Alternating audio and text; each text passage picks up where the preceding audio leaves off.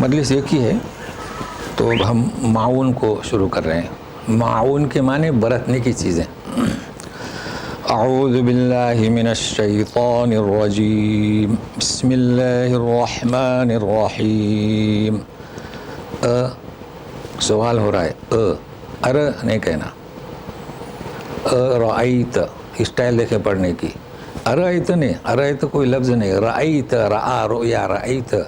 ارأیت الذی یکذب بالدین فذلک الذی یدع الیتیم. اطمینان سے یدع نہیں, یدع الیتیم ولا یحض علی طعام المسکین فویل للمصلین الذین هم عن صلاتهم ساہون الذین هم یراؤون ویمنعون الماعون.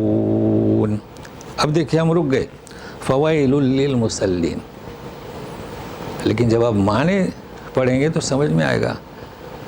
یہاں پر آپ اپنی تلاوت کو روک نہیں سکتے, یعنی جیسے کہ آپ کو مجبوری ہے مصلین پر بند کر دیا چلے گئے, نہیں. نماز میں بھی مصلین پہ آگے رکوع میں نہیں جا سکتے, آؤٹ ہو گئے نماز سے. تو ابھی ترجمے سے سمجھ میں آئے گا. تو ہم بار بار پیغام دیتے ہیں, ایسا نہیں ہے کہ ہر آیت پہ آپ رک جائیں, تلاوت بند کر دیں. اس کے لیے تھوڑی شدھ بدھ ہونے چاہے, قرآن سے جڑنا چاہے تو سنیے گا. کیا دیکھا؟ رأیت, جو جھٹلاتا ہے دین کو. کون سے دن؟ روز جزا, اس وقت بات ہو رہی ہے. فذلک الذی, وہی تو ہے یتیم کو دھتکارتا ہے. اب یہ اشارہ کسی فرد کی طرف ہو سکتا ہے. لوگوں نے بتایا ہے کہ ابو جہل کی طرف, چونکہ یتیم کی کفالت تھی اس کے پاس, اس کو مال نہیں دے رہا تھا. قصہ بہت مشہور ہے.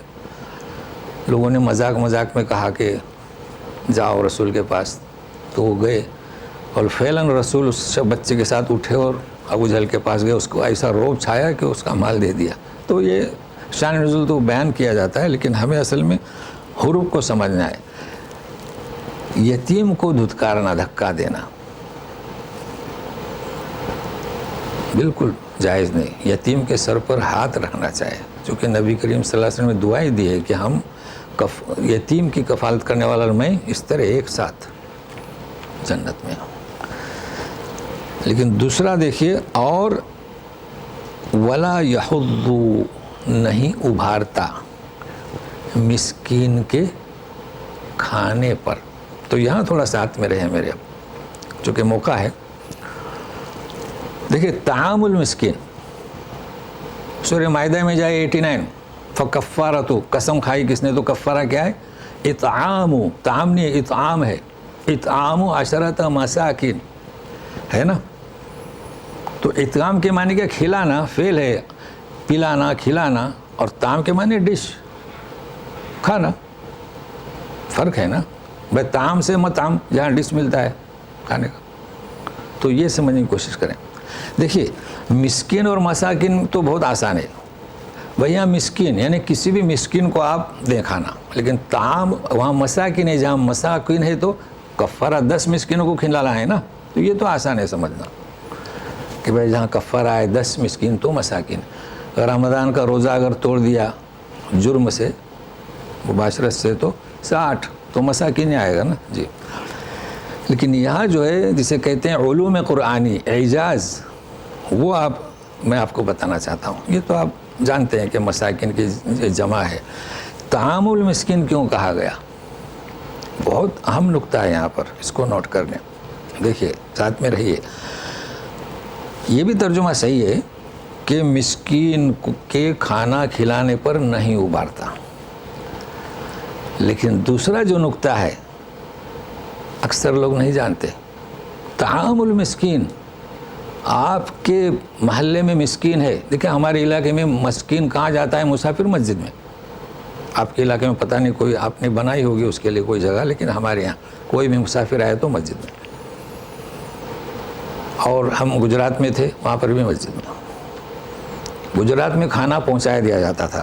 طعام المسکین ہمارے یہاں بلاتے ہیں, کسی کو گھر میں مسجد میں پہنچانا عیب سمجھتے ہیں. تو یہ خیر, لیکن کیا ہے یہ طعام المسکین؟ اس کا حق ہے، اس کا کھانا ہے، یہ نقطہ ہے. اس لیے طعام المسکین، مسکین کا کھانا آپ جو مسجد میں پہنچا رہے ہیں یا اسے اپنے گھر بلا رہے ہیں، یہ آپ کا نہیں، کس کا کھانا؟ یہ نقطہ نوٹ کر لیں. اللہ اللہ، کتنی بڑی بات ہے. یہ سب کلام پاک میں تدبر، غور و فکر کرنے سے ملتا ہے. تو اللہ تعالیٰ ہمیں توفیق دے، کسی کو کھانا کھلائیں تو کس کا کھانا؟ اس کا اجر دے گا اللہ تعالیٰ. اب دوسری چیز، چونکہ رمضان ہے اس مناسبت سے، حالانکہ یہ لیکن چونکہ ہمارا آپ جانتے ہیں طریقہ کار، ہم تو سکھا رہے ہیں آپ تاکہ درس دیں. تو اب رمضان بھی ہے شریف آ رہے ہیں، تو اطعام الطعام ہے نا. طعام اور افطار صائم میں فرق کیا ہے؟ یہ بہت ضروری ہے بھائی. اب آپ دیکھیں گے افطار صائم ملے گا نا. ہاں، ہمارے یہاں تو روزہ افطاری، تو ہمارے یہاں ایک ہی بات ہے. تو افطار صائم ہو یا روزہ افطار ہو، مسکین کا ذکر نہیں ہے، یاد رکھنا. وہاں مسکین نہیں ہے، افطار صائم ہے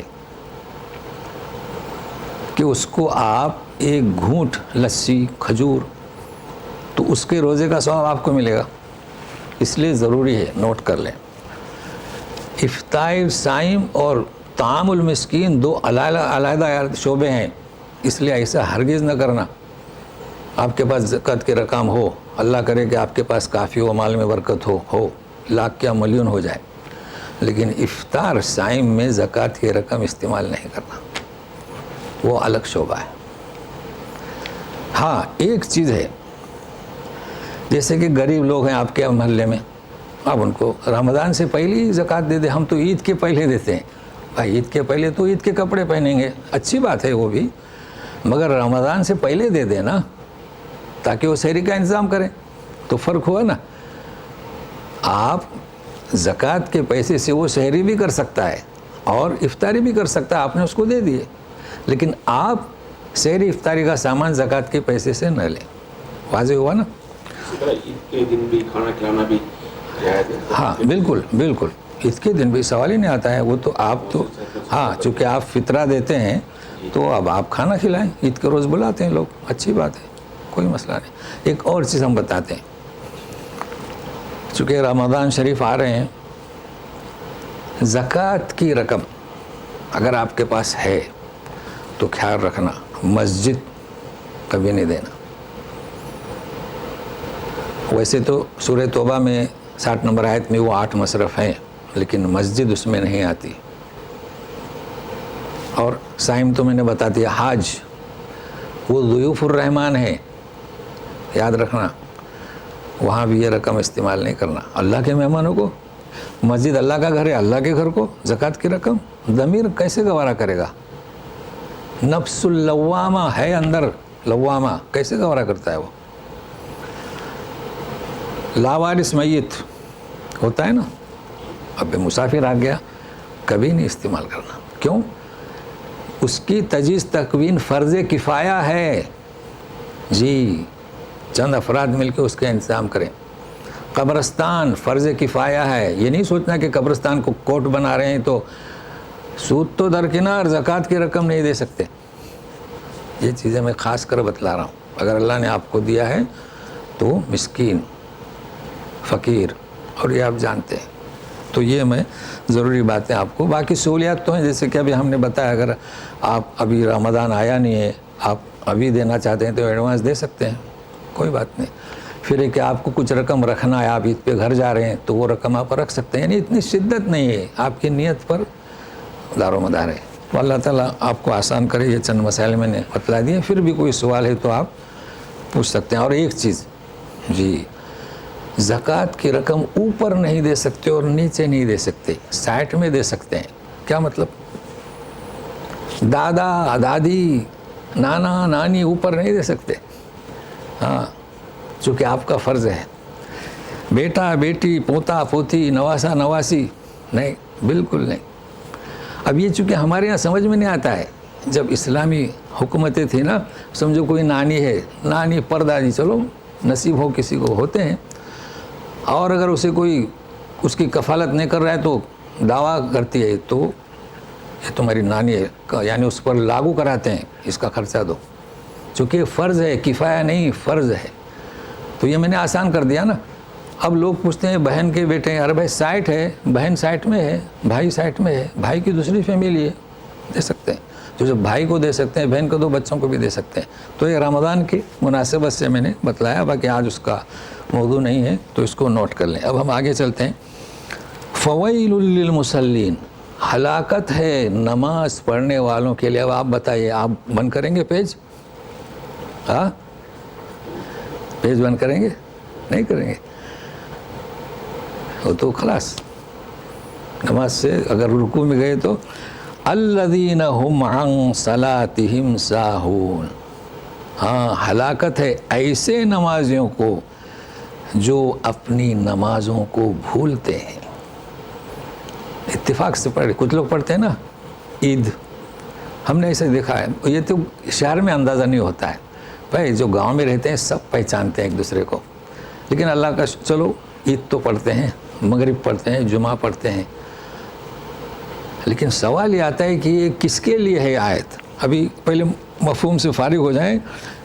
جو ساہون سہو بھولتے ہیں، الذین هم یراؤون، دوسرا دکھلاوے کے لیے پڑھتے ہیں، تیسرا ویمنعون الماعون، برتنے کی چیزیں سے روکتے ہیں، جیسے کہ پہلے تھا سوئی دھاگا، آج کل تو وہ مکسر مشین بھی اسی میں آئے گی نا، پڑوسن آتی مشین خراب ہو گئی، میاں تو بھی ڈیوٹی پر ہیں، تو یہ سب کیا معاون میں آتے ہیں۔ بہرحال مطلب سمجھ گئے کہ مسلم ایسے وہ نماز پڑھتے ہیں لیکن کیسی بھولے ہوئے ہیں، یا مطلق نہیں پڑھتے، یا ہے کہ پڑھتے ہیں کیف متفق، اور ہے کہ دکھلاوے کے لیے پڑھتے ہیں۔ اب یہ سورہ لکھا ہوا ہے سب پر مکی ہے نا، اب کیا کریں گے صاحب؟ دیکھیں ہمارے دروس والے تو آسانی سے سمجھتے ہیں، جو کچھ بھی لکھا ہوا ہے مخلوق خدا نے لکھا ہے،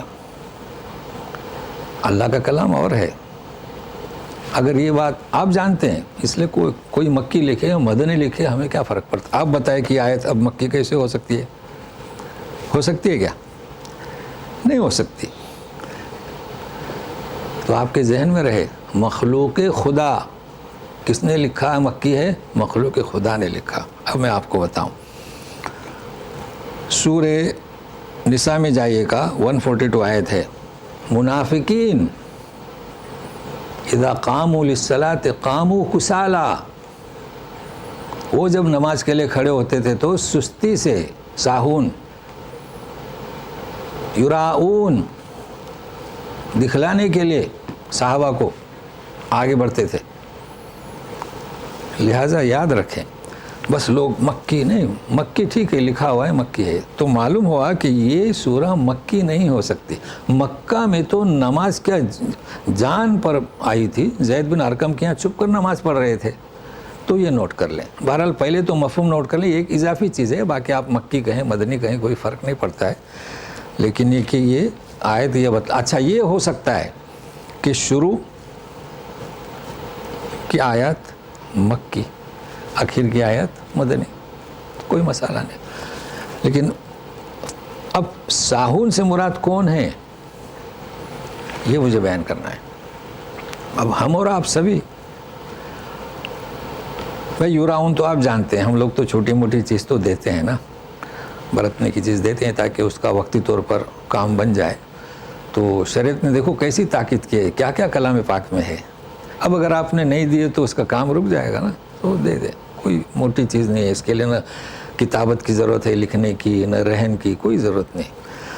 لیکن یہ ساہون میں کون آتے؟ ساہون میں جو ہے نا نماز سے غفلت، تو مفسر نے بہت کچھ لکھا ہے، مثال کے طور پر اپنی نماز صحیح کریں، صحیح پڑھیں، جیسے بھی ہم نے بتایا نا کہ بھائی اس طریقے سے پڑھیں۔ اب اگر نماز کو اہمیت نہیں دے رہے ہیں تو پھر ساہون کا کسی درجہ تو آپ اس میں شامل ہو رہے ہیں، تو چھوٹی چھوٹی صورتیں ہیں اس کو صحیح پڑھیں، معنی مفہوم کو سمجھیں، یہ کوشش کریں۔ تو ہم بہرحال ہم تو امید رکھتے ہیں کہ ہمارے لیے نہیں ہے، ہم لوگ تو کوشش کرتے ہیں، البتہ کوشش میں ہم کبھی کبھی خطائیں ہم سے ہوتی ہے، تو اللہ معاف کرنے والا ہے۔ تو ابھی انتظار کیجیے گا جی۔